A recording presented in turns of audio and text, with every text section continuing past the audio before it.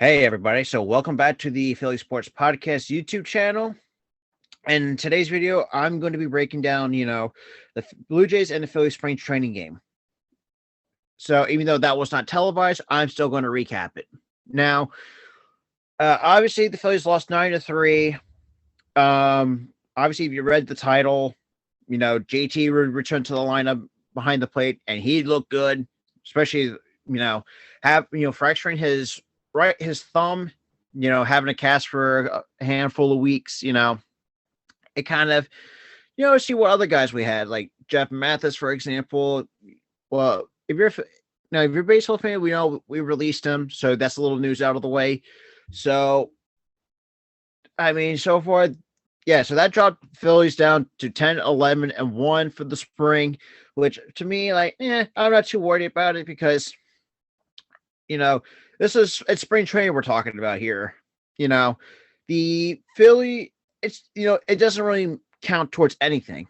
What does count is the regular season, the 162 regular games season. Now, I'm kind of like I said in my other spring training recaps. I like the bullpen. Like I said, I like the bullpen pieces we have now.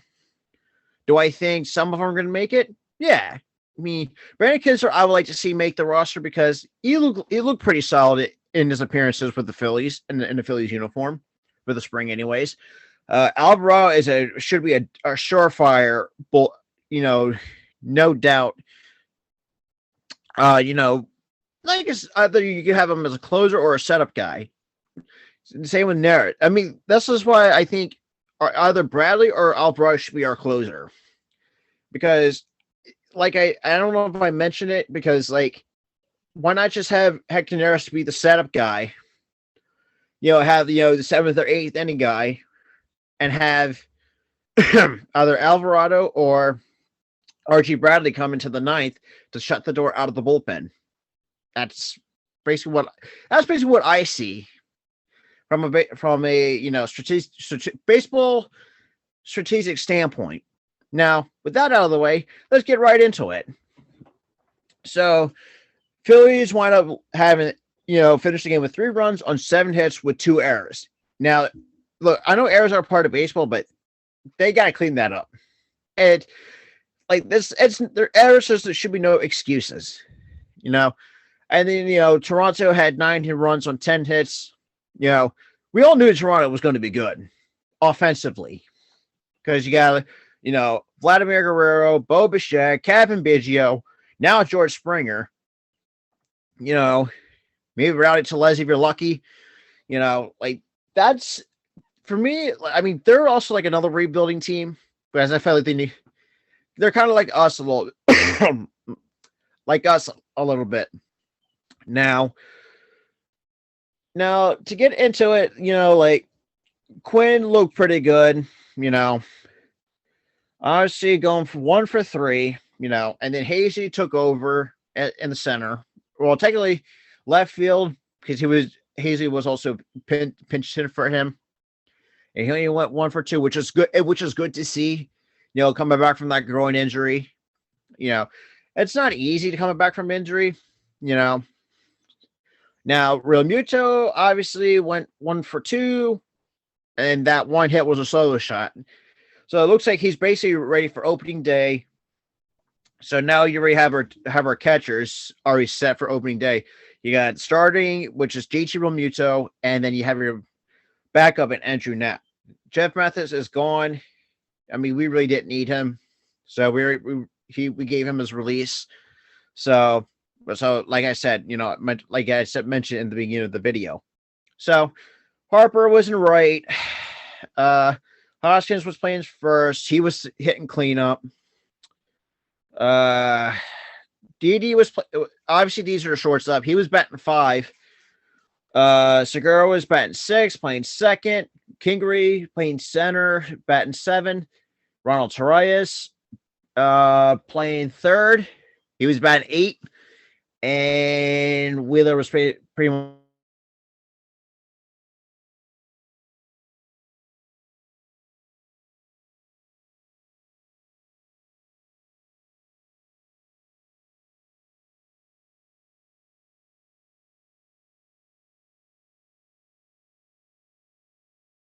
which that needs to change a little bit here and there.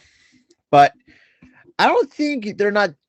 I know they're well improved from what they were last year and the year before, and the last 2 years.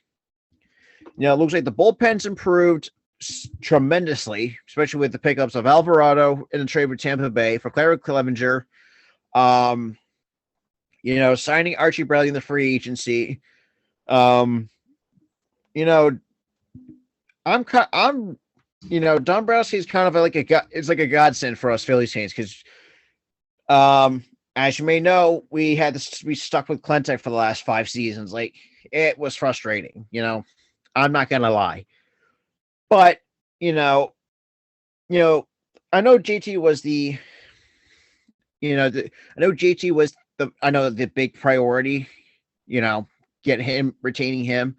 And, even though, it was nice to bring back Didi too for the next 2 seasons.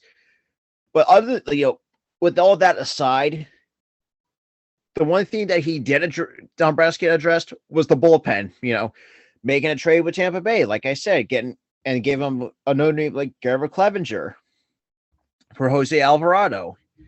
Yeah, I mean, trading with San Francisco to get Sam Coonrod, who looks impressive, which that would be nice to have another flamethrower in the bullpen. Why not add a Brandon Kinsler on there? I don't know if you watched my Brandon Kinsler video, so I'll give you a little recap. So he turned down a major league deal with the Marlins, because they're not. So he can. Well, basically, he turned down a major league deal with the Miami Marlins because I think they were offering him a little bit less money. So he came over here to the Phillies on a minor league deal, so where he can make more money. So I thought, I like the pickup.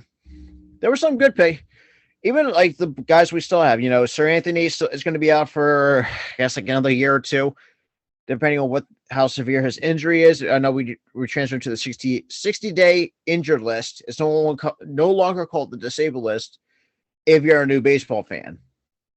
It's still, it's renamed differently, but it's still the same thing.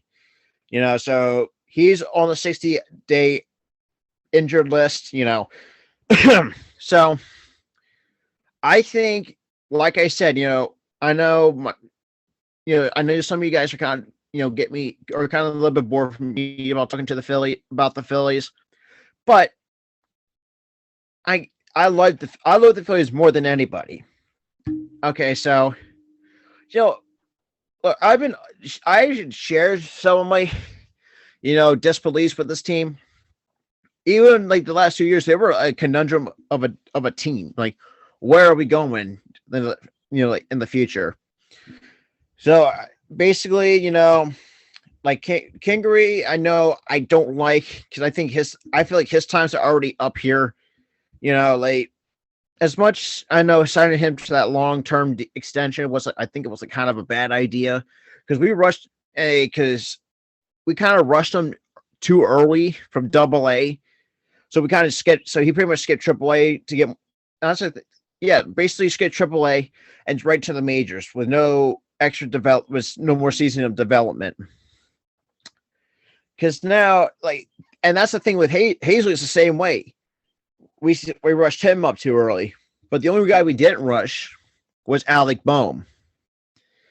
And Bohm, took a